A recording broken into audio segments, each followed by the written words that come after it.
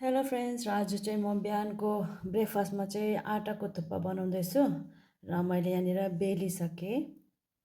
हेर्नुहोस्, बेलिसकेँ है।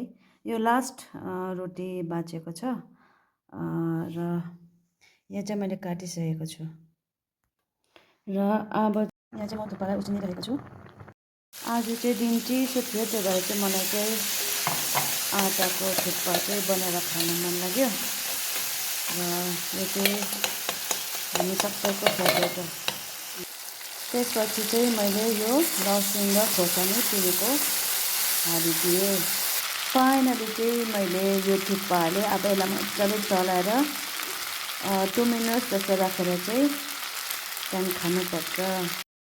थुक्पा चाहिँ रेडी भयो। अब चाहिँ हामी खानेछौँ। अब हामी चाहिँ खाना खान थाल्यौँ। नानी कस्तो भएछ खाना? मिठो भयो?